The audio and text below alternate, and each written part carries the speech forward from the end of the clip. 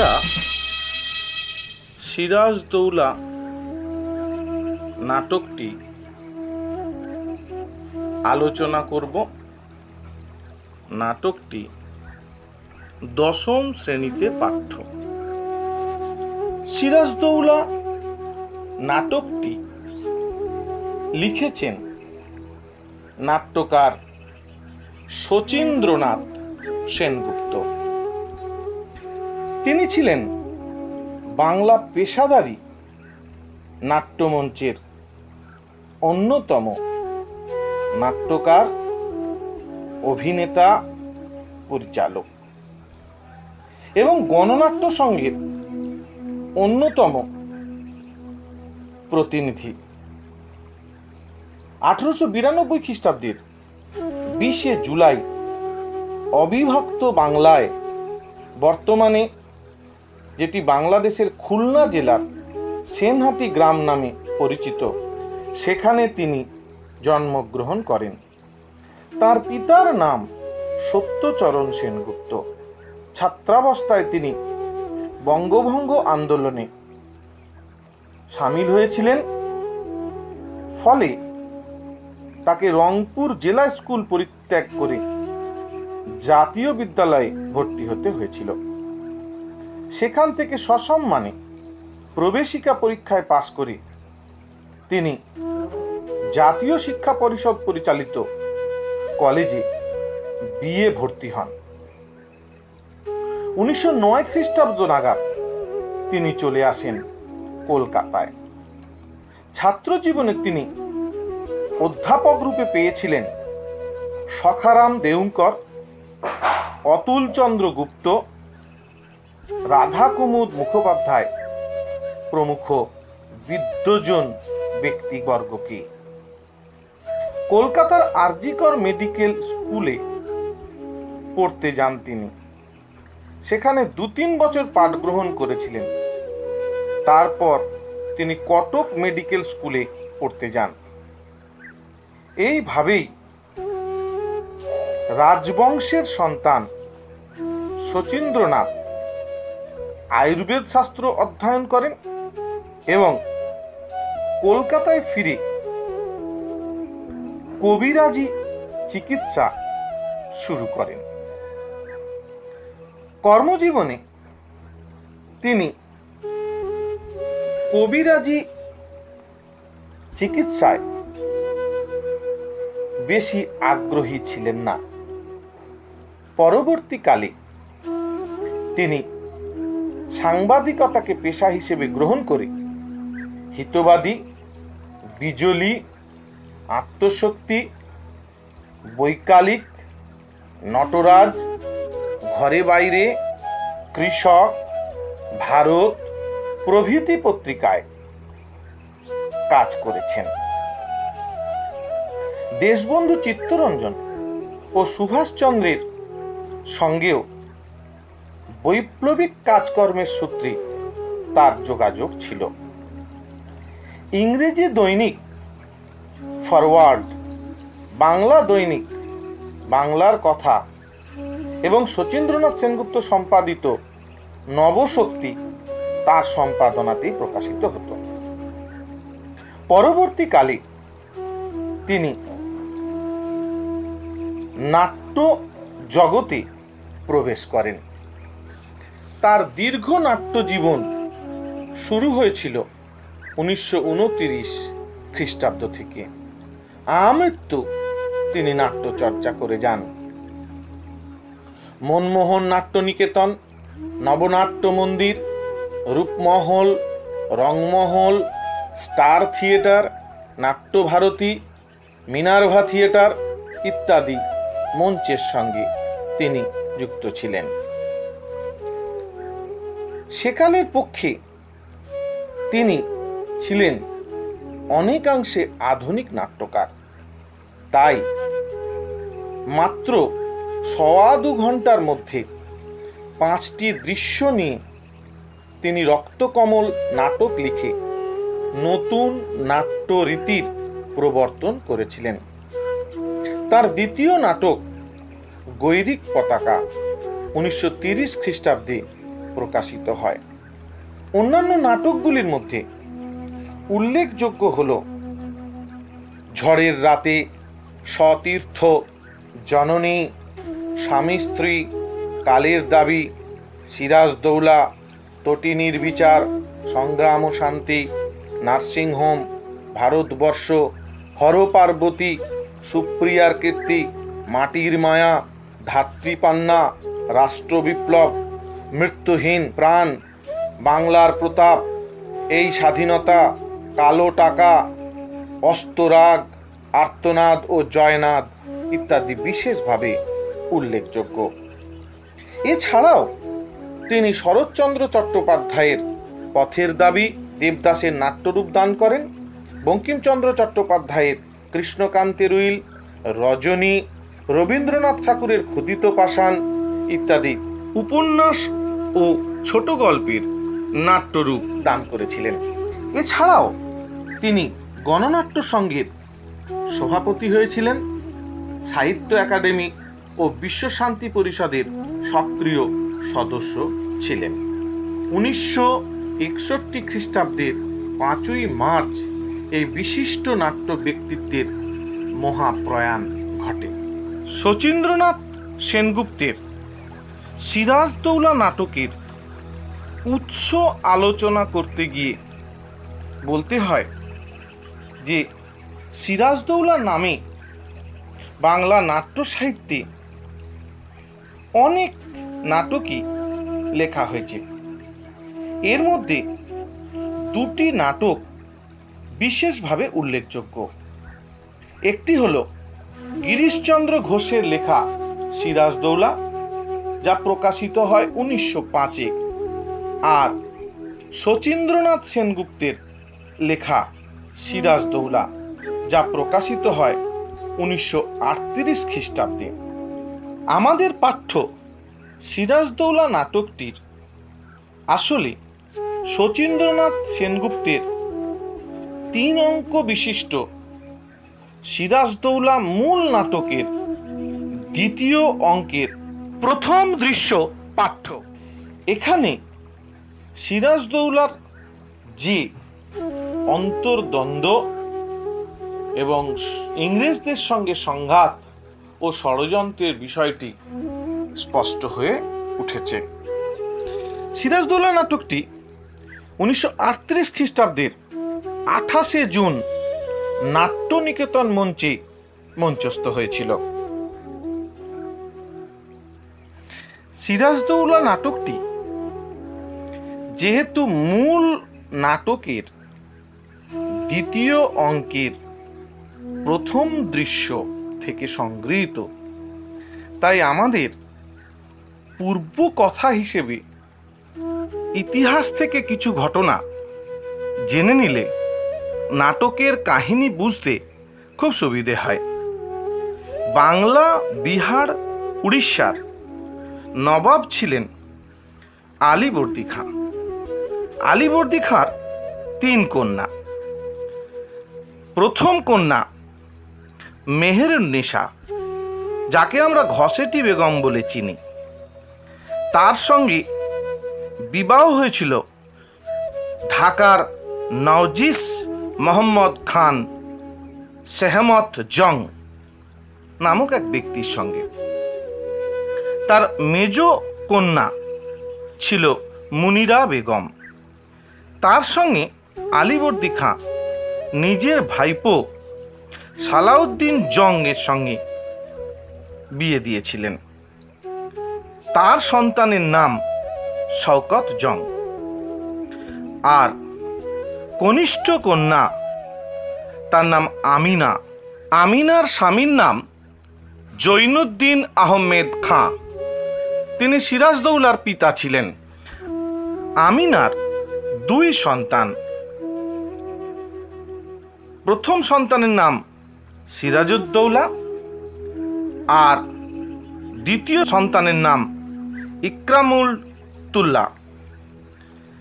আমিনার কনিষ্ঠ সন্তানকে ঘসেটি বেগম দত্তক নিয়েছিল। আলীবর্দী খাঁ মৃত্যুর পূর্বে তার সাম্রাজ্যকে 3টে মেয়ের সন্তানদের ভাগ করে দিয়েছিলেন। ঘসেটি বেগমকে দিয়েছিলেন ঢাকার সুবেদারি, মেজ বোনের ছেলে শওকত জংকে দিয়েছিলেন পূর্ণিয়ার সুবেদারি, আর ছোট মেয়ের সন্তান সিরাজদৌলাকে দিয়েছিলেন বাংলার নবাবী পদ। ঘসেটি বেগম আমিনার যে সন্তানকে দত্তক নিয়েছিলেন ইকরামতুল্লাহ, তার অসুস্থতার কারণে মৃত্যু ঘটে।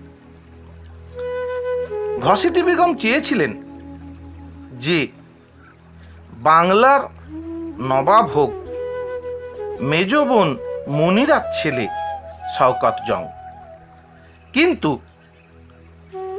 সিরাজদৌলাকে আলীবর্দী খাঁ বাংলার নবাব করেন।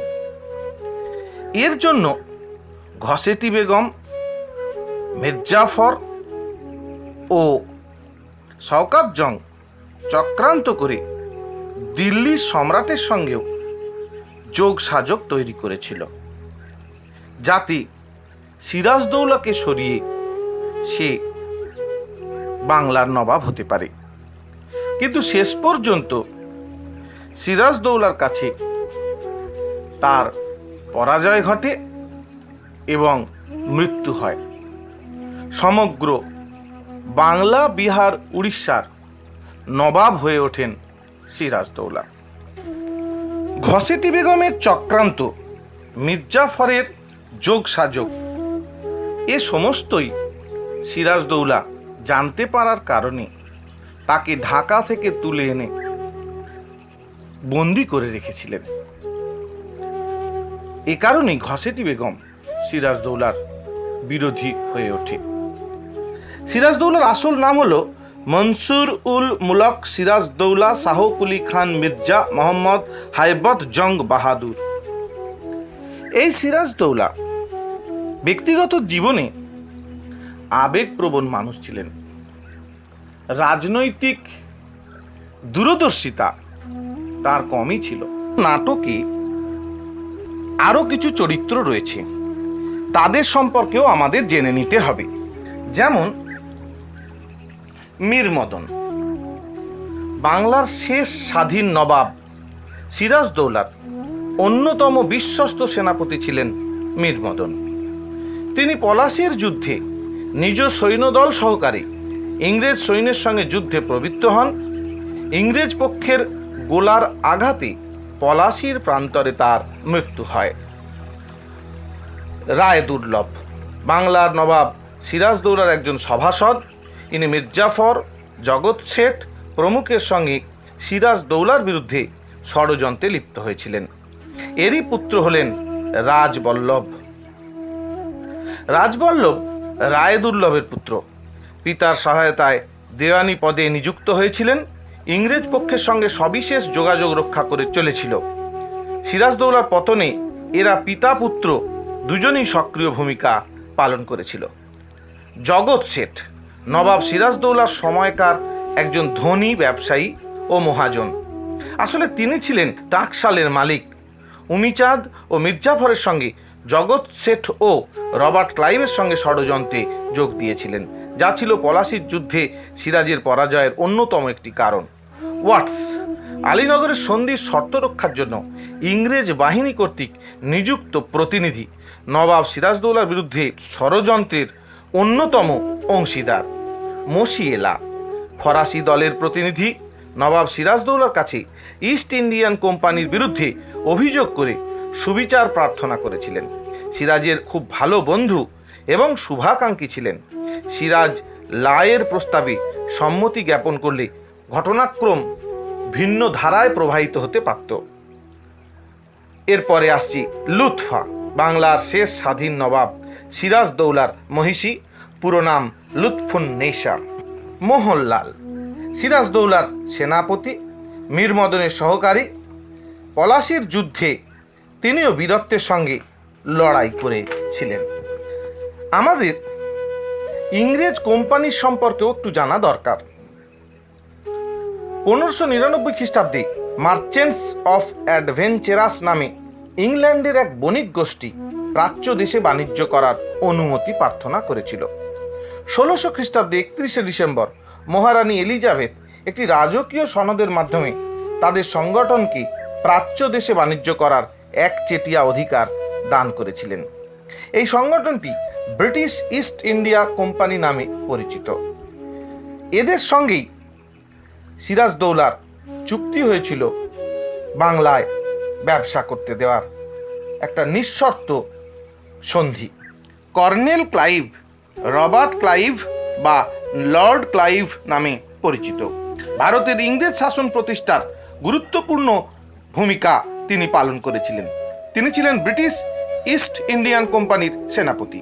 পলাশির যুদ্ধে তাঁরই নেতৃত্বে ইস্ট ইন্ডিয়ান কোম্পানির সৈন্যবাহিনী বাংলার নবাব সিরাজদৌলাকে পরাজিত করে। প্রথম অঙ্কে দেখা যায় পরলোকগত মাতামহের সতর্কবাণী মনে রেখে সিরাজদৌলা প্রতিজ্ঞা পালনে প্রস্তুতি নিচ্ছেন। আলেয়া ও গোলাম হোসেনের কথোপকথন থেকে জানা যায় যে নবাবের বিরুদ্ধে ইস্ট ইন্ডিয়ান কোম্পানি ষড়যন্ত্রের কথা। দুশ্চিন্তাগ্রস্ত নবাব তার স্ত্রী লুৎফার কাছে তার যন্ত্রণার কথা প্রকাশ করেন। ইস্ট ইন্ডিয়া কোম্পানির পাশাপাশি নবাবের বিরুদ্ধে চক্রান্ত চালায় তার নিজের মাসি ঘসেটি বেগম এবং রাজবল্লভ। নবাবের নির্দেশে ঘসেটি বেগম বন্দী হয়েছিলেন। ইস্ট ইন্ডিয়ান কোম্পানির সঙ্গে হাতে হাত মিলিয়ে সিরাজকে সিংহাসনচ্যুত করার ষড়যন্ত্র আঁটে মির্জাফর, জগৎ শেঠ, রাজবল্লভ প্রমুখ নবাবের আমত্তগণ। কাশিমবাজারের কুঠিতে সেই ষড়যন্ত্রের আসরে নর্তকীর বেশে উপস্থিত থেকে সেই ষড়যন্ত্রের খবর সংগ্রহ করে নিয়ে আসে আলেয়া। ষড়যন্ত্রের কথা জানতে পেরে কাশিমবাজার কুঠি আক্রমণ করেন নবাব সিরাজদৌলা। অন্যদের ছেড়ে দিলেও কাশিমবাজার কুঠির প্রধান ওয়াটসকে বন্দি করেন নবাব। এর পরবর্তী অঙ্কেই প্রথম দৃশ্য আমাদের পাঠ্য হিসেবে সংকলিত হয়েছে। আমরা দশম শ্রেণীতে পাঠ্য শচীন্দ্রনাথ সেনগুপ্তের সিরাজদৌলা নাটকটির সরব পাঠের আগে কিছুটা অংশ অভিনয় হিসেবে দেখে নেব। মির্জা মোহাম্মদ আইবাক জং বাহাদুর।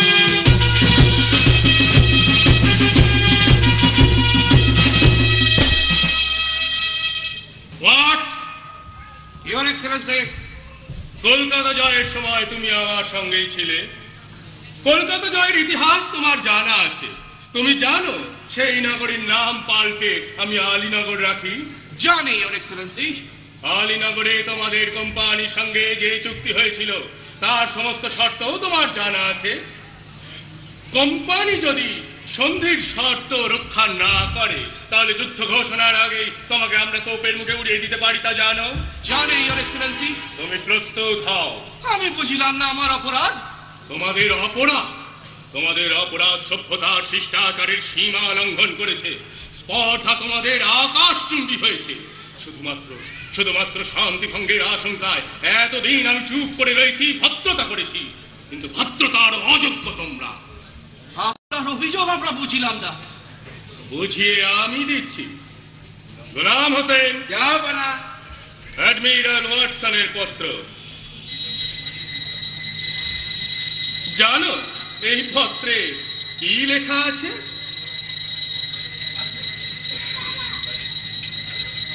কর্নেল ক্লাইভ যে সৈন্যের কথা উল্লেখ করেছিলেন তা শীঘ্রই কলকাতায় পৌঁছিবে। মাদ্রাজে আর একখানি জাহাজ পাঠাইয়া আমি খবর দিব বাংলায় আরো সৈন্যের আবশ্যক। বাংলায় আমি এমন আগুন জ্বালাইব যে সমস্ত গঙ্গার জল দিয়েও তাহা রোখা যাইবে না।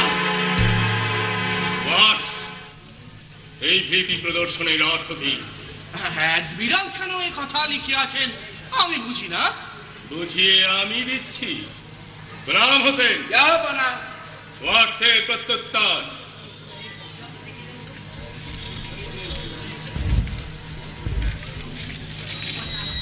নবাবের উপর ভরসা করা অসম্ভব। চন্দননগর আক্রমণই বুদ্ধিমানের কাজ। তোমাদের তোমাদের ঔদ্ধত্যে, তোমাদের অভদ্রতা আরো পরিচয় চাও, জেনে রাখো তাও আমি দিতে পারি।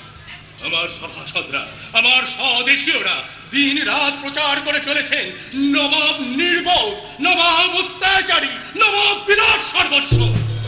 কিন্তু কিন্তু তোমাদের সকলের সব শয়তানি সন্ধান যে আমি রাখি তার সামান্য নমুনা আজ আমি দিয়ে রাখলাম।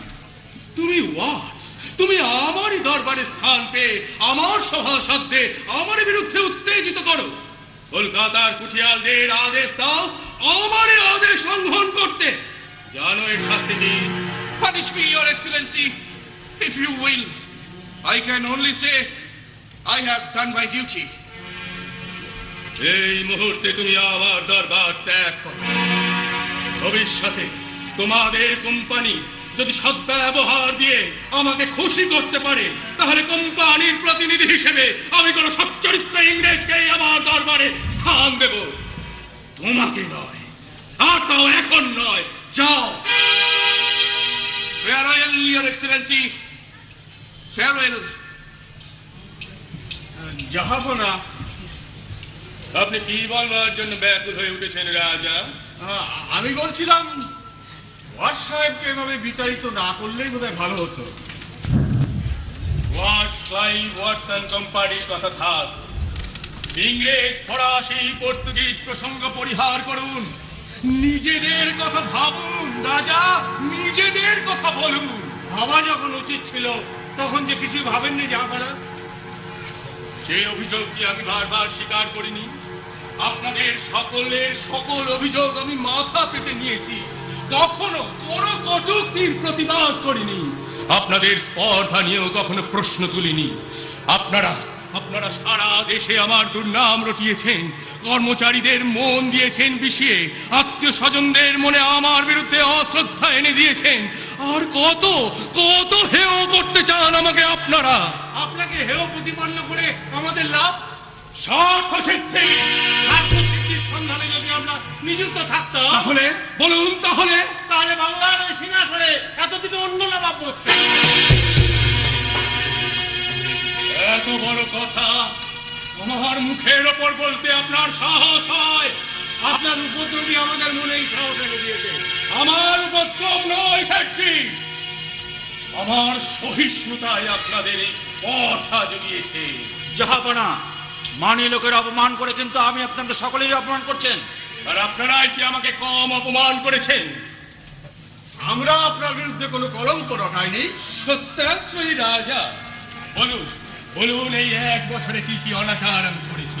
বলুন বলুন কটা রাত আপনারা আমাকে বিশ্রামের সুযোগ দিয়েছেন? বলুন কটা দিন আমি নিশ্চিন্তে কাটিয়েছি? বলুন বলুন।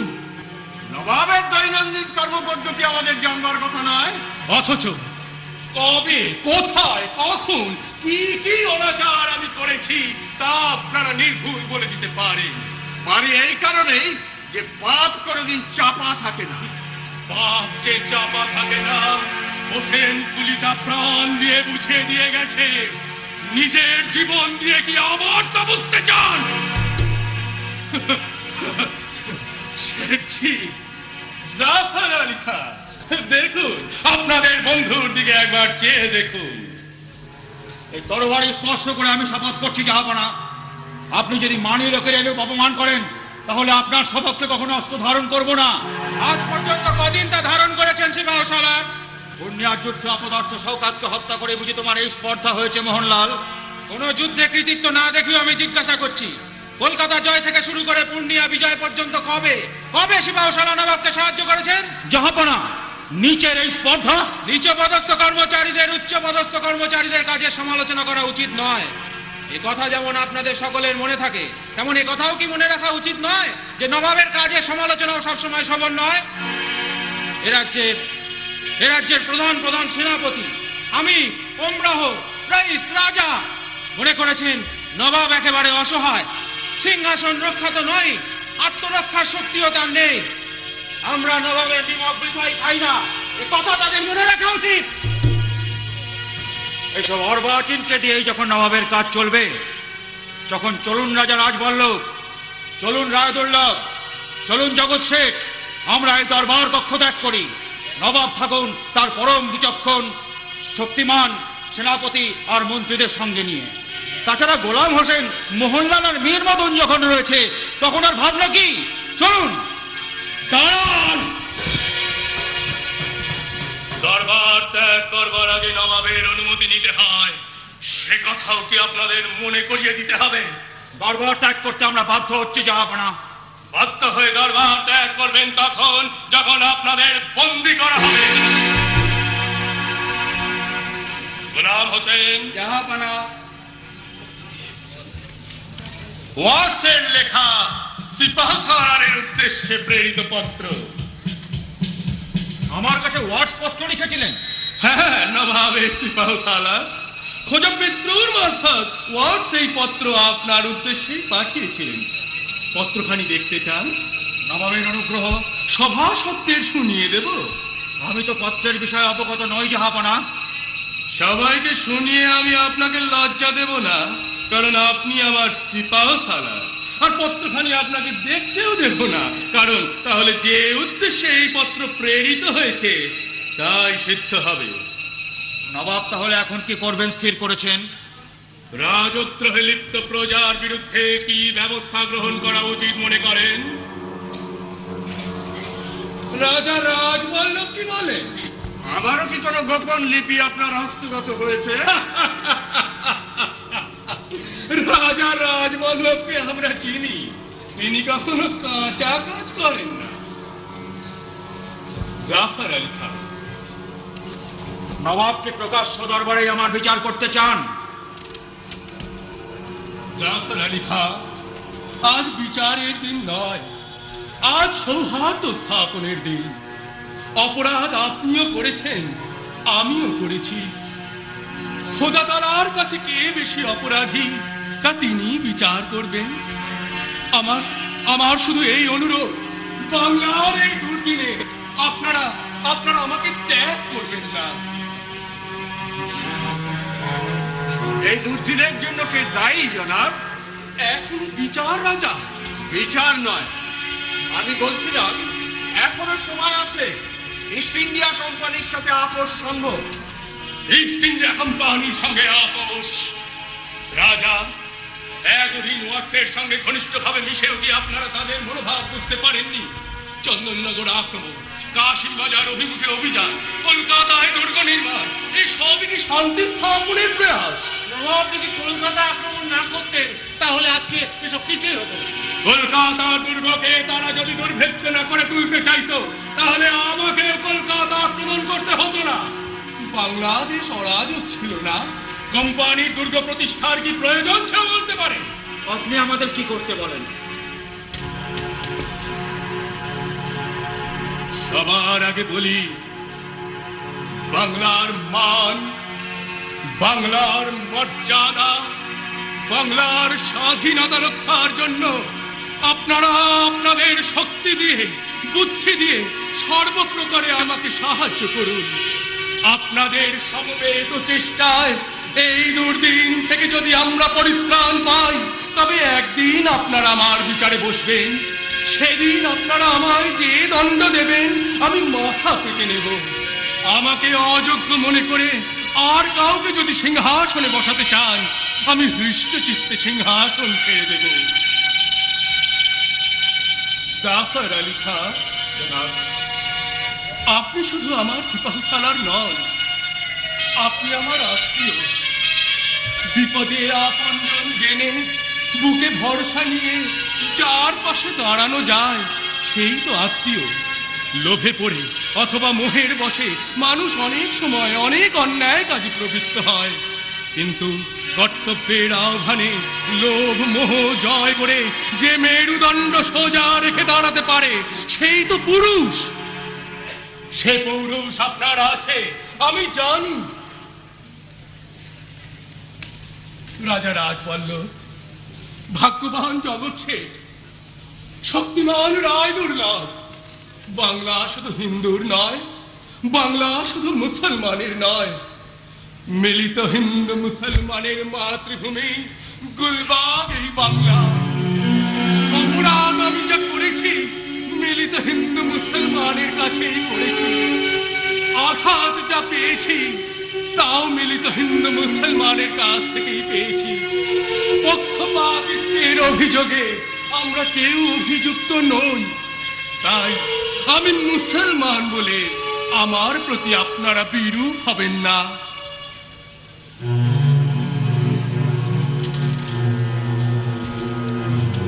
যে দেখুন, বাংলার ভাগ্যাকাশে আজ দুর্যোগের ঘনঘটা, তার শ্যামল প্রান্তরে রক্তের আলপনা, জাতির সৌভাগ্য সূর্য আজ আস্তা জলগামী, শুধু শুক্ল সন্তান শিয়ারের উদ্যমান জননী নিশাবসানের প্রতীক্ষায় প্রহর গণনায় রত। কে তাকে আশা দেবে, কে তাকে ভরসা দেবে, কে তাকে শোনাবে জাগরণের সেই অভয় বাণী?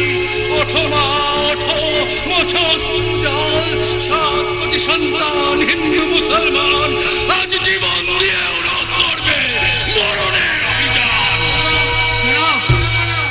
জাহাপনা, আপনি সিপাহ সালার, আপনি তা পারেন।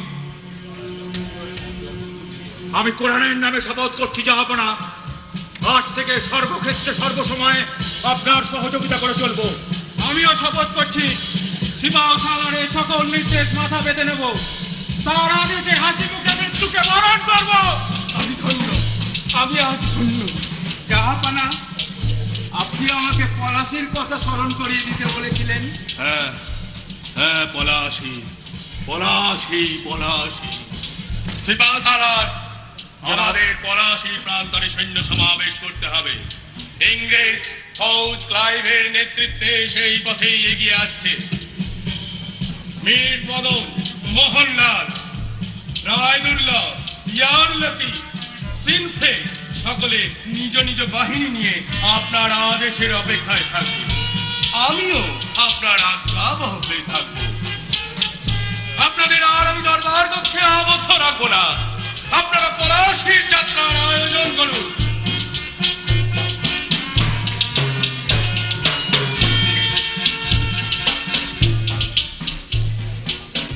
আমরা এবার সরব পাঠে যাব। দরবার কক্ষ, সিরাজ সিংহাসনে উপবিষ্ট, কর্মচারীরা যথাস্থানে উপবিষ্ট। সভাসদদের মাঝে মির্জাফর, মোহনলাল, মীর মদন, রায়দুর্লভ একদিকে, অন্যদিকে রাজবল্লভ, জগৎ শেঠ, ওয়াটস, মসিয়েলা দণ্ডায়মান। গোলাম হোসেন যথারীতি নবাবের পায়ের কাছে বসিয়া আছে। Siraj, what's your Excellency. Excellency মানে হচ্ছে জাহাপানা। সিরাজ, কলকাতা জয়ে যখন আমরা যাত্রা করি তখন তুমি আমার সঙ্গে সঙ্গেই ছিলে, সুতরাং কলকাতা জয়ের ইতিহাস তুমি জানো যে কলকাতা জয় করে সেই নগরের নাম আমরা আলীনগর রাখি। হোয়াটস জানে ইয়োর এক্সেলেন্সি? সিরাজ, আলীনগরে তোমাদের কোম্পানির সঙ্গে যে সন্ধি হয় তার সব শর্ত তোমার জানা আছে। তোমাদের কোম্পানি সন্ধির সকল শর্ত যাতে রক্ষা করে তারই জন্য প্রতিভূরূপে তোমাকে মুর্শিদাবাদে রাখা হয়েছে। কোম্পানি সন্ধি শর্ত রক্ষা না করলে যুদ্ধ ঘোষণার আগেই তোমাকে আমরা তোপের মুখে উড়িয়ে দিতে পারি। আসলে 1756 সালে সিরাজ বাংলার নবাব হয়। প্রথা অনুযায়ী নবাবকে উপঢৌকন দেয়াই ছিল ইংরেজদের নিয়ম, কিন্তু তা তারা দেননি। অর্থাৎ তারা সিরাজদৌলাকে প্রকারান্তরে অপমানই করেছে। তার উপর ইংরেজ ইস্ট ইন্ডিয়ান কোম্পানি তাদের নিরাপত্তার কারণে কলকাতার বিভিন্ন জায়গায় দুর্গ নির্মাণ করার চেষ্টা করছিল। নবাবের রাজত্বে নিরাপত্তা দেওয়ার ভার নবাবের। তাই কোনো কিছু বিষয় সিদ্ধান্ত নিতে গেলে নবাব সিরাজদৌলাকে জানানো উচিত। ইংরেজরা তা না করে দুর্গ নির্মাণ করছিল। তখন সিরাজ কলকাতা আক্রমণ করে। 1756 সালের 20 জুন কলকাতা আক্রমণ করে ইংরেজদের কাছ থেকে ফোর্ট উইলিয়াম দুর্গ সহ অনেকটা অংশ সিরাজদৌলা দখল করে নেয়। আলীবর্দী খাঁ তার দাদু এবং তার নামেই কলকাতার নামকরণ করেন আলীনগর। আসলে পরবর্তীকালে সিরাজদৌলা যখন কলকাতা জয় করে মুর্শিদাবাদ ফিরে যান রাজধানীতে, তখন ইংরেজরা আবার কলকাতা আক্রমণ করে তাদের দুর্গ পুনরুদ্ধার করে নেয়। মাদ্রাজ থেকে ইংরেজদের নৌবহর আসে। তখন নৌ সেনাধ্যক্ষ ছিলেন অ্যাডমিরাল ওয়াটসন। তারই নেতৃত্বে ইংরেজরা কলকাতা পুনরুদ্ধার করে। তখন সিরাজ বাধ্য হয়ে ইংরেজদের সঙ্গে একটা সন্ধি করেছিল, তা আলীনগরের সন্ধি নামে পরিচিত। 1757 9 ফেব্রুয়ারি এই চুক্তি হয়। এখানে একরকম শর্ত সাপেক্ষ সন্ধি হলেও ইংরেজদের অবাধ বাণিজ্য অধিকারী নবাব সিরাজদৌলা দিয়েছিলেন এবং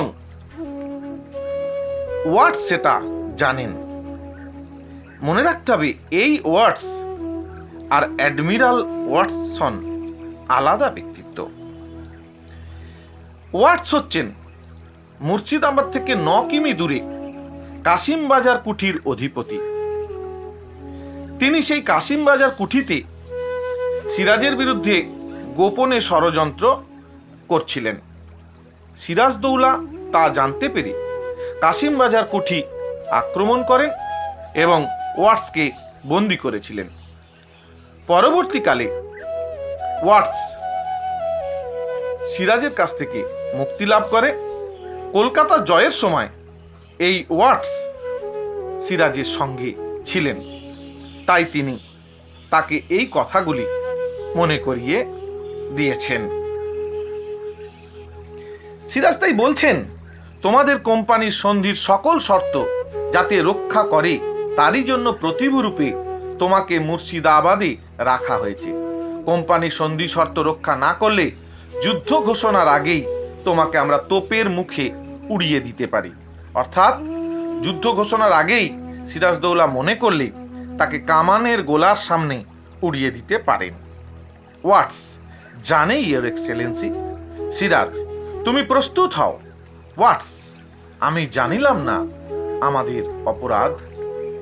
যে ওয়াটস সিরাজদৌলার কাছে বশ্যতা স্বীকার করেছিল, আলীনগর চুক্তির সময় ছিল, সেই ওয়াটস পাশাপাশি সিরাজদৌলার বিরুদ্ধে সমান তালে চক্রান্ত চালিয়ে যাচ্ছিল, অথচ তিনি বলছেন তিনি তার অপরাধ জানেন না। সিরাজ তখন তাকে জানালেন, তোমাদের অপরাধ সভ্যতার শিষ্টাচারের সীমা অতিক্রম করেছে। স্পর্ধা তোমাদের আকাশস্পর্শী হয়ে উঠেছে। শুধু শান্তিভঙ্গের আশঙ্কায় আমি এতদিন তোমাদের সঙ্গে ভদ্র ব্যবহার করে এসেছি, কিন্তু ভদ্রতার অযোগ্য তোমরা এই লাইনটা তুলে 2017 সালে একটা প্রশ্ন মাধ্যমিক পরীক্ষায় পড়েছে। কাকে উদ্দেশ্য করে এ কথা বলা হয়েছে, বলার কারণ কি? শিক্ষার্থীরা সহজেই বুঝতে পারবে এর উত্তর কি হবে। আমরা সব শেষে প্রশ্ন আলোচনা করব। ওয়াটস, আপনার অভিযোগ বুঝতে পারলাম না। সিরাজ, মুন্সিজি, অ্যাডমিরাল ওয়াটসনের পত্র, অর্থাৎ অ্যাডমিরাল ওয়াটসন যে পত্র লিখেছিলেন সেই পত্রটা বার করার জন্য মুন্সিজিকে তিনি নির্দেশ দিলেন। সিরাজ, এই পত্র সম্বন্ধে তুমি কিছু জানো? মুন্সি পত্র ওয়াটসকে দিলেন। ওয়াটস পড়িতে লাগিলেন। শেষের দিকে কি লেখা আছে দেখো। সিরাজদৌলা বললেন, যে গোটা পত্র পড়ার দরকার নেই, তুমি শেষ অংশটা দেখো। হোয়াটস I now acquaint you that the remainder of the troops, which should have been here long since, and which I hear the colonel told you he expected, will beat at Calcutta in a few days, that in a few days more I shall dispatch a vessel for more ships and more troops, and that I will kindle such a flame in your country as will the water in the Ganges shall not be able to extinguish. Siraj, মুন্সিজি এই পত্রের মর্ম সভাসদদের বুঝিয়ে দিন। এই লাইনটা তুলে 2018 সালের মাধ্যমিক পরীক্ষায় একটি প্রশ্ন এসেছে। মুন্সিজি এই পত্রের মর্ম সভাসদদের বুঝিয়ে দিন। কে কাকে পত্র লিখেছেন, এই পত্রে কি লেখা ছিল? বোঝাই যায় অ্যাডমিরাল ওয়াটসন পত্রটি ওয়াটসকে লিখেছিলেন, যার অর্থ হল সিরাজদৌলাকে ভয় দেখানো। মুন্সি, কর্নেল ক্লাইভ যে সৈন্যের কথা উল্লেখ করেছিলেন তাহা শীঘ্রই কলকাতায় পৌঁছিবে। অর্থাৎ অ্যাডমিরাল ওয়াটসন ওয়াটসকে পত্রে জানাচ্ছেন যে কর্নেল ক্লাইভ, নাটকে যাকে কর্নেল ক্লাইভ বলা হয়েছে, তিনি আসলে রবার্ট ক্লাইভ বা লর্ড ক্লাইভ। 1725 থেকে 1774 খ্রিস্টাব্দ পর্যন্ত ভারতের ইংরেজ শাসন প্রতিষ্ঠায় গুরুত্বপূর্ণ ভূমিকা পালন করেছিলেন। তিনি ছিলেন ব্রিটিশ ইস্ট ইন্ডিয়ান কোম্পানির প্রধান সেনাপতি। পলাশির যুদ্ধে তাঁরই নেতৃত্বে ইস্ট ইন্ডিয়ান কোম্পানির সৈন্যবাহিনী বাংলার নবাব সিরাজদৌলাকে পরাজিত করে। তিনি পত্র লিখেছেন যে শীঘ্রই কলকাতায় সৈন্য পৌঁছবে। আমি সত্তর আরেকখানা জাহাজ মাদ্রাজে পাঠাইয়া সংবাদ দিব যে আরও সৈন্য এবং আরও জাহাজ বাংলার আবশ্যক। বাংলায় আমি এমন আগুন জ্বালাইব যা গঙ্গার সমস্ত জল দিয়াও নিভানো যাইবে না। বোঝাই যাচ্ছে যে এটা একটা ভীতি প্রদর্শন। তাই সিরাজ বলছেন, হোয়াটস, এ ভীতি প্রদর্শনের অর্থ কি?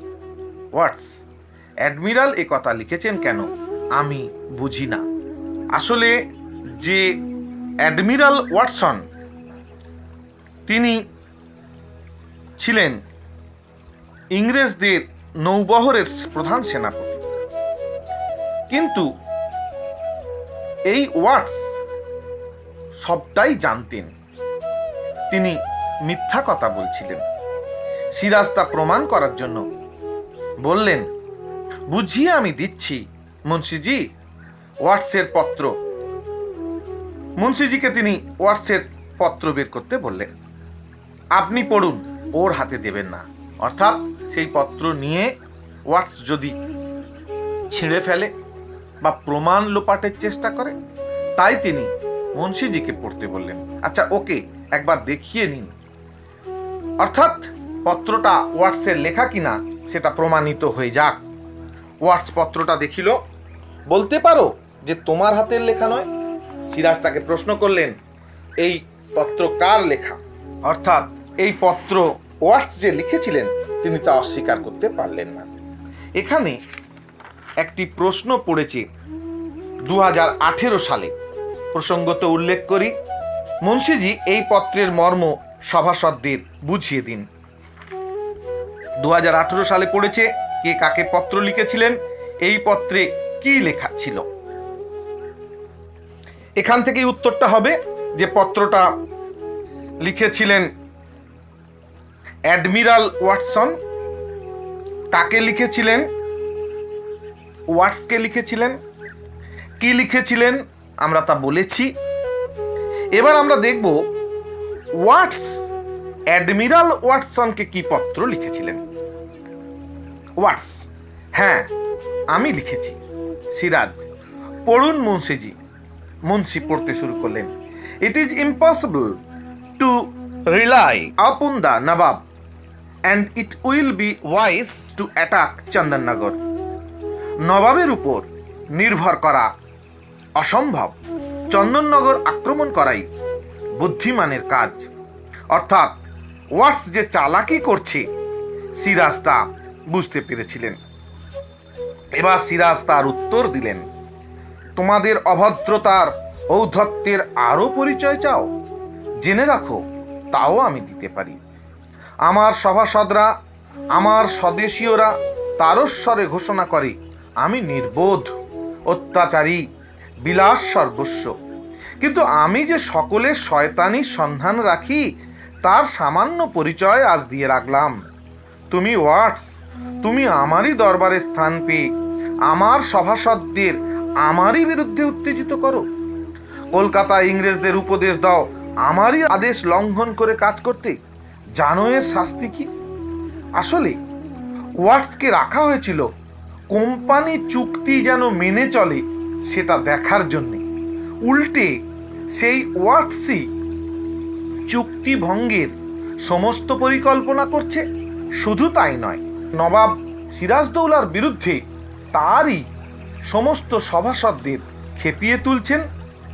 অর্থাৎ ব্রিটিশ ওয়াটস যে শয়তানি করছে তা সিরাজদৌলা বুঝিয়ে দিলেন। Watts, punish me your excellency. আপনি শাস্তি দিতে চান? If you will, I can only say that I have done my duty. আপনি শাস্তি দিতে চান? দিন, আমি কেবল আমার কর্তব্য করেছি। সিরাজ, এই মুহূর্তে তুমি আমার দরবার ত্যাগ করো। ভবিষ্যতে আর কখনো এ দরবারে তুমি স্থান পাবে না। তোমার কোম্পানি যদি সদ্ব্যবহার দিয়ে আমাকে আবার খুশি করতে পারি, তাহলে কোম্পানির প্রতিনিধি হিসাবে কোনো সচ্চরিত্র ইংরেজকে আমি দরবারে স্থান দেব, তোমাকে নয়। আর তাও এখন নয়, যাও বলে তাকে সভা থেকে তাড়িয়ে দিলেন। ওয়াটস, ফেয়ার ওয়েল ইয়োর এক্সেলেন্সি। বিদায় জাহাপানা। নবাবকে কুর্নিশ করিয়া ওয়াটস বাহির হইয়া গেলেন। ঠিক যে মুহূর্তে কুর্নিশ করে ওয়াটস বেরিয়ে যাচ্ছেন, সেই মুহূর্তে রাজবল্লভ সিরাজদৌলার উদ্দেশ্যে বলছেন, জাহাপানা। সিরাজ, একটু অপেক্ষা করুন রাজা। অর্থাৎ আপনি একটু অপেক্ষা করুন, আপনার সঙ্গে আমি কথা বলবো। মসিয়েলা, এই মসিয়েলা হলেন ফরাসি প্রতিনিধি। এদের সঙ্গে ইংরেজদের দ্বন্দ্ব হয়েছিল। এই মসিয়েলা আসলে হলো ফরাসি ব্যবসায়ীদের প্রতিনিধি। মসিয়েলা, at your command your excellency. সিংহাসনের সামনে গিয়ে তিনি কুর্নিশ করলেন, সিরাজ, তোমাদের কাছে আমি লজ্জিত। তোমরা ফরাসিরা বহুদিন থেকে বাংলাদেশে বাণিজ্য করছো। আমার সঙ্গে কখনো তোমরা অসৎ ব্যবহার করনি। ইংরেজদের সঙ্গে তোমাদের বিবাদ আজকাল নয়, আর এদেশের কোনো ব্যাপার নিয়েও নয়। সাগরের ওপারে তোমরা পরস্পরের টুটি চেপে মারলেও আমার কিছু বলবার থাকে না। আমার রাজ্যে তোমরা শান্ত হয়ে থাকো, এই আমার কামনা। ইংরেজরা আমার সম্মতি না নিয়ে চন্দননগর অধিকার করেছে। সমস্ত ফরাসি বাণিজ্য কুঠি তাদের ছেড়ে দেওয়া হোক, এই মর্মে দাবি উপস্থিত করেছে। তোমরা প্রতিকারের আশায় আমার কাছে উপস্থিত হয়েছ। আসলে ভারতবর্ষে বাণিজ্যকে কেন্দ্র করে ইংরেজদের সঙ্গে ফরাসিদের দ্বন্দ্ব শুরু হয়েছিল। সেটা ভারতের কোনো ইস্যু নয়। 1756 থেকে 1763 খ্রিস্টাব্দ পর্যন্ত সমগ্র ইউরোপে বাণিজ্যকে কেন্দ্র করে ফরাসিদের সঙ্গে ইংরেজদের দ্বন্দ্ব শুরু হয়। ভারতবর্ষেও তার প্রভাব পড়ে। ভারতবর্ষেও তারা উদ্যোগ নিয়েছিল কুঠি নির্মাণের। সিরাজদৌলা তাদেরকে নিষেধ করেছিলেন। তারা সিরাজদৌলার কথা শুনে কোথাও বাণিজ্য কুঠি নির্মাণ করেনি। কিন্তু ইংরেজরা সিরাজের কথা না শুনে কুঠি নির্মাণ করে। সিরাজ ফরাসিদের কথা দিয়েছিলেন যে তারা বাংলাদেশে নিরাপত্তার সঙ্গে ব্যবসা করবে। কিন্তু বর্তমানে ইংরেজরা যে তাদের সঙ্গে দুর্ব্যবহার করছে, তাদের দখল করার চেষ্টা করছে, সেই ব্যাপারে তিনি লজ্জিত। আজকে তিনি ফরাসিদের সাহায্য করতে পারছেন না বা রক্ষা করতে পারছেন না, এই জন্য তিনি লজ্জিত। তাই তিনি বলছেন যে তোমরা প্রতিকারের আশায় আমার কাছে উপস্থিত হয়েছ মসিয়ালা। We have always sought for your protection your excellency. সব সময়ই আমরা আপনার প্রোটেকশন বা আপনার সাহায্য চেয়েছি। সিরাজ, কলকাতা জয়ে আর পূর্ণিয়া শওকত জঙ্গের সঙ্গে সংগ্রামে আমার বহু লোকক্ষয় ও অর্থব্যয় হয়েছে। আসলে কলকাতায় ইংরেজরা যে কুঠি নির্মাণ করছিল তা বন্ধ করার জন্য সিরাজকে যুদ্ধ করতে হয়েছে। আর পূর্ণিয়ায় তার যে মাস্তুতো ভাই শওকত জং, তার বড় মাসি ঘোষেটি বেগম এবং অন্যান্য তার আমত্তদের সাহায্যে চক্রান্ত করে তাকে পরাস্ত করার যে ব্যবস্থা নিয়েছিল তা প্রতিরোধ করার জন্য তিনি যুদ্ধ করেন এবং সেই যুদ্ধে তার প্রচুর লোকক্ষয় ও অর্থব্যয় হয়। যুদ্ধে তিনি জয়লাভ করেছিলেন ঠিকই, কিন্তু এই যুদ্ধে তার মন্ত্রিমণ্ডলীরা সম্মতি দিচ্ছিল না।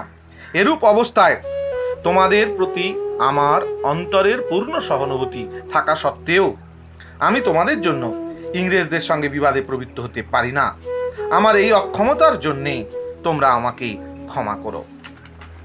অর্থাৎ সিরাজ ফরাসিদের কাছে ক্ষমা চাইলেন, কারণ সিরাজ যে কথা দিয়েছিলেন সে কথা তিনি রাখতে পারছেন না। সভা কিছুক্ষণ স্তব্ধ রইল। মসিয়েলা মাথা নত করিয়া দাঁড়াইয়া রহিলেন। তাহার পর ধীরে ধীরে মাথা তুলিয়া নবাবের দিকে চাহিলেন, ক্ষুব্ধ কণ্ঠে বলিলেন, your excellency, you refuse us your help, your protection, though with great reluctance I appreciate your feelings. I understand the predicament you are in. I am sorry for you, and I am sorry for ourselves. We have no other choice than to leave this land, which we have learned to love. Allow me, Your Excellency, to warn you that you are in a great danger on our departure from this land. The some other flame will burst forth and will destroy your kingdom and people. মশিলা কি বললেন? মশিলা বললেন যে আপনি সাহায্য করার প্রতিশ্রুতি ফিরিয়ে নিলেন, যদিও আমরা আপনার পরিস্থিতি বুঝতে পারছি। আপনার জন্য আমাদের কষ্ট হচ্ছে, আমাদের জন্যও আমাদের কষ্ট হচ্ছে। যে জায়গাটা আমরা ভালোবেসেছিলাম তা ছেড়ে যেতে আমাদের কষ্ট হচ্ছে। তবে যাওয়ার আগে সতর্ক করে দিয়ে যাই আপনাকে, আপনি মারাত্মক বিপদের মধ্যে আছেন। আমরা চলে যাওয়ার পর ভয়ঙ্কর পরিণতি ঘটবে, তাতে আপনার রাজত্ব ধ্বংস হয়ে যেতে পারে। সিরাজ সিংহাসন হইতে নামিয়া আসিলেন, মসিয়েলার সামনে দাঁড়াইলেন, কহিলেন, আমার বিপদ সম্বন্ধে আমাকে সচেতন করে তুমি আমার প্রতি তোমার অন্তরের প্রীতিরই পরিচয় দিয়েছ। তোমার কথা আমার চিরদিন মনে থাকবে। প্রয়োজন হলে আমি তোমাকে স্মরণ করব, তখন যেন আমাকে ভুলো না বন্ধু। মসিয়েলা, I know we shall never meet. আমি জানি আমাদের আর কোনো দিন দেখা হবে না। দুজনেই চুপ করে রইলেন। ফেয়ারওয়েল ইয়োর এক্সেলেন্সি কুর্নিশ করিয়া চলিয়া গেলেন। সিরাজ তাহার পিছু পিছু খানিকটা অগ্রসর হইয়া স্থির হইয়া দাঁড়াইয়া রহিলেন। তারপর দ্রুত ফিরিয়া রাজা রাজবল্লভের নিকট অগ্রসর হইয়া কহিলেন, আপনি যেন কি বলবার জন্য ব্যাকুল হয়ে উঠেছিলেন রাজা। রাজবল্লভ, এখন সে কথা নিরর্থক। সিরাজ হাসিয়া বলিলেন, সিরাজ, জানেন তো আমাকে কোনো কথা বলেই লাভ নেই, সর্বচিকিৎসার বাইরে আমি। সিংহাসনের দিকে অগ্রসর হইলেন সিরাজদৌলা। রাজবল্লভ, ওয়াট সাহেবকে ওরকম করে বিদায় না দিলে চলত। আসলে রাজবল্লভ বোঝাতে চাইলেন ওয়াটসকে অপমান করাটা সিরাজের ঠিক হলো না। সিরাজ ফিরে এসে বলছেন, ওয়াটস, ক্লাইভ, ওয়াটসন, কোম্পানির কথা থাক। এখানে কিন্তু পরিষ্কার করে দিলেন নাট্যকার, ওয়াটস আলাদা ব্যক্তি, ক্লাইভ আলাদা ব্যক্তি, ওয়াটসন আলাদা ব্যক্তি। ইংরেজ, ফরাসি, পর্তুগিজ প্রসঙ্গ পরিহার করুন। নিজেদের কথা বলুন রাজা, নিজেদের কথা ভাবুন। জগৎ শেঠ, ভাবা যখন উচিত ছিল তখন যে কিছুই ভাবেননি জাহাপানা। সিরাজ দ্রুত তাহার দিকেই ফিরিলেন। গুজরাটি ব্যবসায়ী জগৎ শেঠকে উত্তর দেওয়ার জন্য সিরাজ বললেন, সে অপরাধ কি বারবার আমি স্বীকার করিনি? আপনাদের সকল অভিযোগ অবনত মস্তকে আমি গ্রহণ করেছি, কখনো কোনো কটূক্তির প্রতিবাদ করিনি, আপনাদের স্পর্ধা নিয়ে কখনো প্রশ্নও তুলিনি। আপনারা সারা দেশে আমার দুর্নাম রটিয়েছেন, কর্মচারীদের মনে অশ্রদ্ধা এনে দিয়েছেন, আত্মীয় স্বজনের মন দিয়েছেন বিষিয়ে। আর কত হেয় আমাকে করতে চান আপনারা? প্রতি মুহূর্তেই আসলে তারা সিরাজের বিরুদ্ধে চক্রান্ত করে চলেছে। তার প্রতিবাদ তিনি কিন্তু করেননি। জগৎ শেঠ, আপনাকে হেয় প্রতিপন্ন করে আমাদের লাভ? সিরাজ, স্বার্থ সিদ্ধি। জগৎ শেঠ, স্বার্থের সন্ধানে আমরা যদি নিযুক্ত থাকতাম, সিরাজ বলুন তাহলে। জগৎ শেঠ, তাহলে বাংলার সিংহাসনে এতদিন অন্য নবাব বসতেন। সিরাজ, এত বড় কথা আমার মুখের উপর বলতে আপনার সাহস হয়? জগৎ শেঠ, আপনার উপদ্রবী আমাদের মনে এই সাহস এনে দিয়েছে। সিরাজ, আমার উপদ্রব নয় শেঠজি, আমার সহিষ্ণুতাই আপনাদের স্পর্ধা বাড়িয়ে দিয়েছে। মির্জাফর, জাহাপানা, মানি লোকের মানহানি করে আপনি আমাদের সকলেরই অপমান করেছেন। সিরাজ, সকলে মিলে আপনারাই কি আমার কম অপমান করেছেন? রাজবল্লভ, আমরা কেউ মিথ্যা কলঙ্ক রটাইনি। সিরাজ, সত্যাশ্রয়ী রাজা, বলুন, সিংহাসনে আরোহণ করবার পরে এই 1 বছরের মধ্যে কি অনাচার আমি করেছি? বলুন, কটা রাত আমি নিশ্চিন্তে কাটিয়েছি? কটা দিন আপনারা আমাকে বিশ্রামের অবসর দিয়েছেন? বলুন। রাজবল্লভ, আপনার দৈনন্দিন জীবনযাপন প্রণালী আমাদের কণ্ঠস্থ থাকবার কথা নয়। সিরাজ, অথচ কবে, কোথায়, কখন, কোন অনাচার আমি করেছি তা আপনারা নির্ভুল বলে দিতে পারেন। রাজবল্লভ, পারি এই জন্য যে পাপ কখনো চাপা থাকে না। সিরাজ, পাপ যে চাপা থাকে না, হোসেন কুলি প্রাণ দিয়ে তা বুঝিয়ে দিয়ে গেছে। হোসেন কুলি সিরাজের বিরুদ্ধে চক্রান্ত করছিল, তার ফলস্বরূপ তাকে মৃত্যুভোগ করতে হয়েছে। নিজের জীবন দিয়ে কি আবার তা বুঝতে চান? রাজবল্লভের সম্মুখে গিয়ে সিরাজে কথা বললেন। রাজবল্লভ মাথা নিচু করিলেন। শেঠজি, জাফর আলী খাঁ, আপনাদের শ্রদ্ধেয় বন্ধুর মুখের দিকে একবার চেয়ে দেখুন। মির্জাফর, এই তরবারি স্পর্শ করে আমি শপথ করছি জাহাপানা, আপনি যদি মানি লোকের এরূপ অপমান করেন তাহলে আপনার সপক্ষে কখনো অস্ত্র ধারণ করব না। মোহনলাল, আজ পর্যন্ত কদিন তা করেছেন সিপাহসালার? আসলে মোহনলাল সিরাজদৌলার একনিষ্ঠ সৈন্য।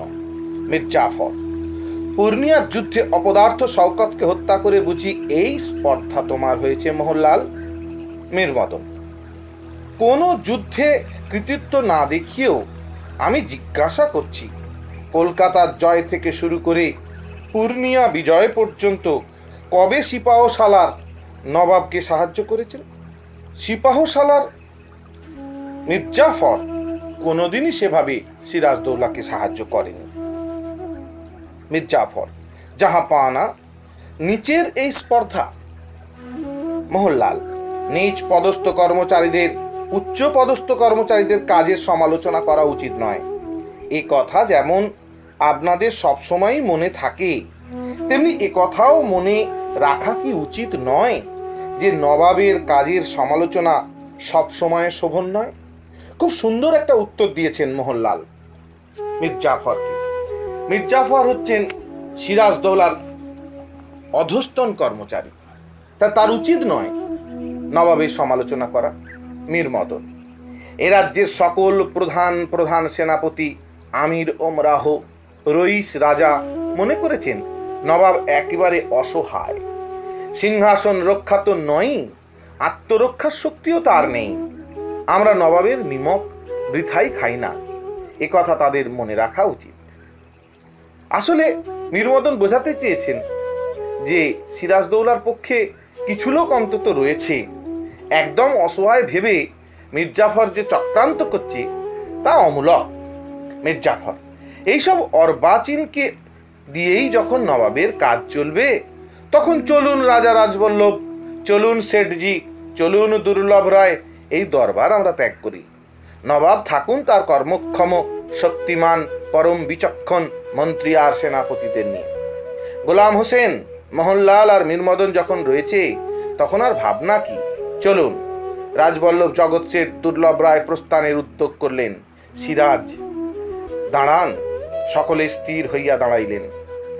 দরবার ত্যাগ করতে হলে নবাবের অনুমতি নিতে হয়, এ কথা আপনাদের মনে করিয়ে দিতে হবে। মির্জাফর, দরবার ত্যাগ করতে আমরা বাধ্য হচ্ছি জাহাপানা। মনে রাখবে, দরবার ত্যাগ করতে আমরা বাধ্য হচ্ছি জাহাপানা, এই লাইনটা তুলে 2020 সালে মাধ্যমিক পরীক্ষায় একটা প্রশ্ন পড়েছে। বক্তাকে তারা কেন দরবার ত্যাগ করতে চান? উত্তরটা এইখানে একটু লক্ষ্য রাখলেই সহজেই বোঝা যাবে। বক্তা হলো মির্জাফর। দরবার ত্যাগ করতে চান মীরমদনের উত্তরে তারা অপমানিত বোধ করেছে, সেই কারণে। এবং আমরা এই যে অংশটা পড়লাম, যদি একটু গুছিয়ে লেখা যায়, এখান থেকেই সঠিক উত্তরটা পাওয়া যাবে। দরবার ত্যাগ করতে আমরা বাধ্য হচ্ছি জাহাপানা। সিরাজ, বাধ্য হয়ে দরবার ত্যাগ করতে হবে আপনাদের তখন যখন আপনাদের বন্দি করা হবে। মুন্সিজি, সিপাহ সালারের কাছে ওয়াটস যে পত্র লিখেছিলেন সেই পত্র। আসলে ওয়াটস আর সিপাহ সালার মধ্যে যে একটা চক্রান্ত চলছে তার প্রমাণটাও সিরাজদৌলা পেয়ে গিয়েছিলেন। মুন্সিজি পত্র বাছিতে লাগিলেন। মির্জাফর, আমার কাছে ওয়াটস পত্র লিখেছিলেন? সিরাজ, হ্যাঁ, নবাবের সিপাহ সালার খোজা পিদ্রুর মারফত ওয়াটস এই পত্রখানি আপনারই উদ্দেশ্যে পাঠিয়েছিলেন, কিন্তু আপনার দুর্ভাগ্যবশত আমাদের হস্তগত হয়েছে। দেখতে চান? মির্জাফর, নবাবের অনুগ্রহ। সিরাজ, সভাসদদের শুনিয়ে দেব? মির্জাফর, পত্রের বিষয়ে তো আমি অবগত নই জাহাপানা। সিরাজ, সবাইকে শুনিয়ে আপনাকে লজ্জা দেব না, কেননা আপনি আমার সিপাহ সালার।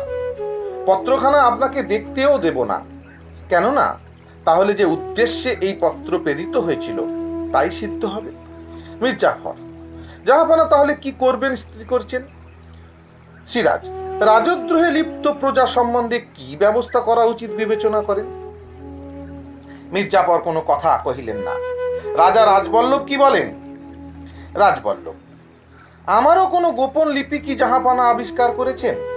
সিরাজ, রাজা রাজবল্লভকে আমরা চিনি, তিনি কাঁচা কাজ করেন না জাফর আলী খাঁ।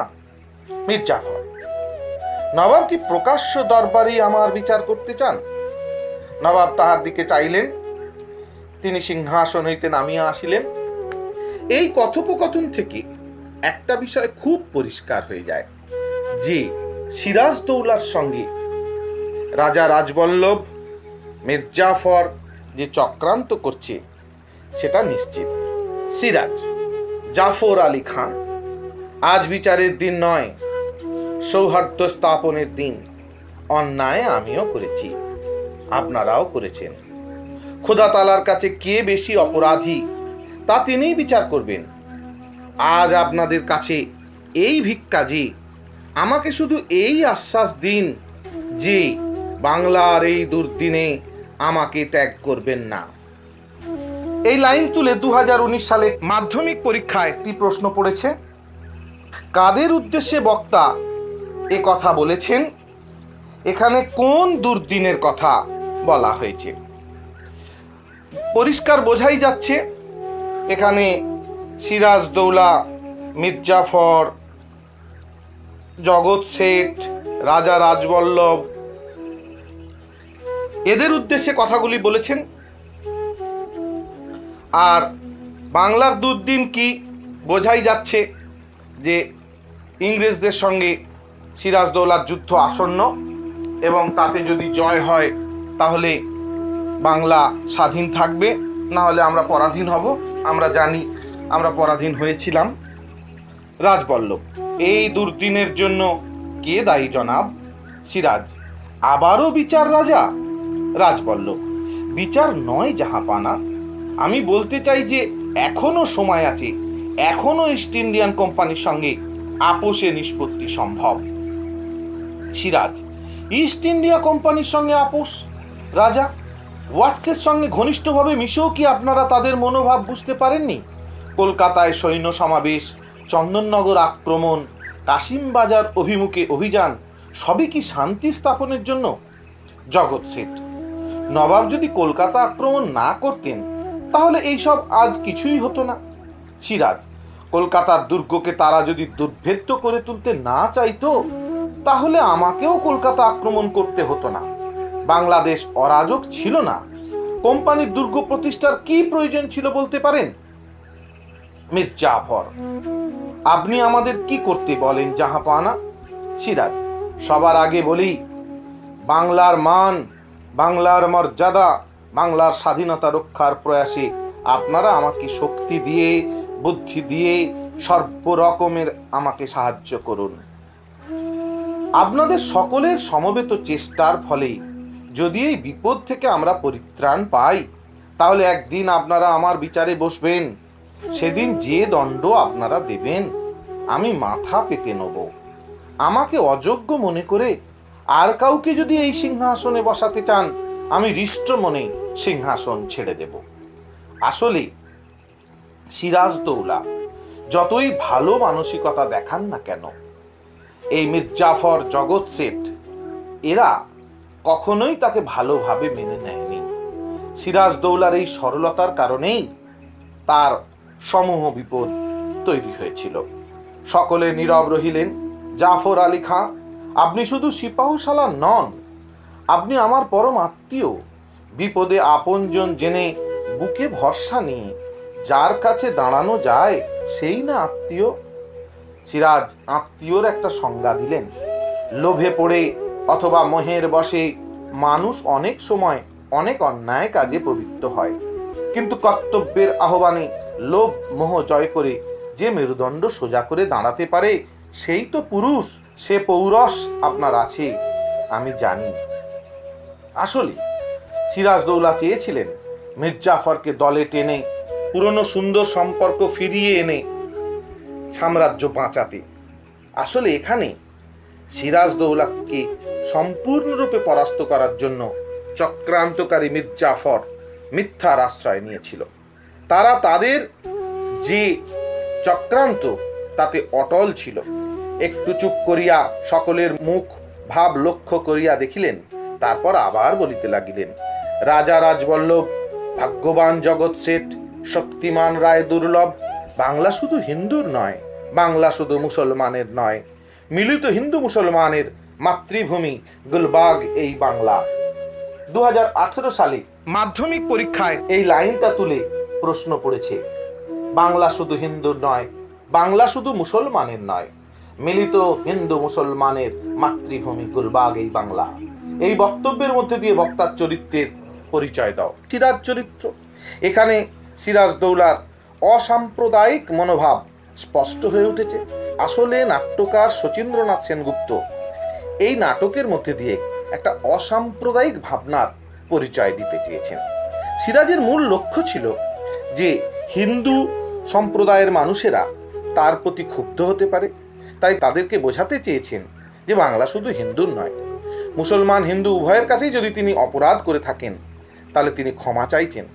বলছে হিন্দু মুসলমানের কাছেই অপরাধ করেছি, অপরাধ আমি যা করেছি তা মিলিত হিন্দু মুসলমানের কাছেই করেছি, আঘাত যা পেয়েছি তাও মিলিত হিন্দু মুসলমানের কাছ থেকেই পেয়েছি। পক্ষপাতিত্বের অপরাধে কেউ আমরা অপরাধী নয়, সুতরাং আমি মুসলমান বলে আমার প্রতি আপনারা বিরূপ হবেন না। অর্থাৎ হিন্দুদের কাছে তিনি সহযোগিতা প্রার্থনা করেছেন। আবার চারিদিকে চাহিয়া দেখিলেন, আবার বলিলেন, বাংলার ভাগ্যাকাশে আজ দুর্যোগের ঘনঘটা। তার শ্যামল প্রান্তরে আজ রক্তের আলপনা। শ্যামল প্রান্তর বলতে বাংলাদেশ হচ্ছে শস্য শ্যামলায় পূর্ণ প্রকৃতির একটি দেশ। জাতির সৌভাগ্য সূর্য আজ অস্তাচলগামী। শুধু সুপ্ত সন্তান শিয়রের উদ্যমানা জননী নিশা বসানের অপেক্ষায় গ্রহর গণনায় রত। আসলে সুপ্ত সন্তান বলতে যেন অসুস্থ সন্তান। তিনি বাংলাদেশকে অসুস্থ সন্তানের সঙ্গে তুলনা করছেন। শিয়রে তার জননী বসে আছে নিশা অবসান, মানে সংকটের অন্ধকার কেটে গেলে সে সুস্থ হয়ে উঠবে। কে তাকে আশা দেবে, কে তাকে ভরসা দেবে, কে শোনাবে জীবন দিয়েও রোধ করব মরণের অভিযান। অর্থাৎ আজকে সমগ্র বাংলাদেশ যেন অসুস্থ সন্তানের মতো শুয়ে আছে। শিয়রে সংকট যেন রাত্রির নিশির মতো তাকে গ্রাস করেছে। কে তাকে বাঁচাবে? মির্জাফর জাহাপানা জনাব সিরাজ, আপনি, হ্যাঁ আপনি সিপাহ সালার, আপনিই তো পারেন। মির্জাফর, আমি শপথ করছি জাহাপানা, আজ থেকে সর্বসময়ে সর্বক্ষেত্রে আপনার সহায়তা করব। মোহনলাল, আমিও শপথ করছি সিপাহ সালারের সকল নির্দেশ মাথা পেতে নেব। মীরমদন, তার আদেশে হাসি মুখেই মৃত্যুকে বরণ করব। সিরাজ, আমি আজ ধন্য, আমি ধন্য। আসলে সিরাজ এই যে সিপাহ সালার মির্জাফরকে বিশ্বাস করেছিলেন, এখানেই তার ভুল। গোলাম হোসেন, জনাব পলাশির কথা আমাকে স্মরণ করিয়ে দিতে বলেছিলেন। সিরাজ, হ্যাঁ পলাশি, সিপাহ সালার পলাশির প্রান্তরে আমাদের সৈন্য সমাবেশ করতে হবে। মুর্শিদাবাদ থেকে প্রায় ৪৫ কিমি দূরে এই পলাশির প্রান্তর। এখানে যুদ্ধ হবে। ক্লাইভের নেতৃত্বে কোম্পানির ফৌজ সেই পথে এগিয়ে আসছে। আপনার আদেশ পালন করবার জন্য রায় দুর্লভ, ইয়ার লতিফ, মোহনলাল, মীরমদন, সিনফ্রে সবাই নিজ নিজ সৈন্যবাহিনী নিয়ে সেখানে উপস্থিত থাকবেন। আমিও আপনার আদেশবহ হয়ে থাকব। আপনাদের আর আমি দরবারে আবদ্ধ রাখব না। আপনারা পলাশির যাত্রার আয়োজন করুন। প্রথমে সৈন্যাধ্যক্ষগণ এবং পরে সভাসদগণ দরবার ত্যাগ করিলেন। রহিলেন শুধু সিরাজ আর গোলাম হোসেন। সিরাজ চারিদিকে চাহিলেন, তারপর ধীরে ধীরে সিংহাসনের দিকে অগ্রসর হইলেন। সামনে নইয়া পড়িয়া সিংহাসনের দিকে চাহিয়া রইলেন, ঘাড় ঘুরাইয়া অস্পুষ্ট কণ্ঠে ডাকিলেন। আজ এই পর্যন্ত সিরাজদৌলা নাটকটি পাঠ ও আলোচনা করলাম। বাকি অংশটি পরবর্তী ক্লাসে পাঠ ও আলোচনা এবং প্রশ্ন উত্তর পর্যালোচনা করা হবে। নমস্কার।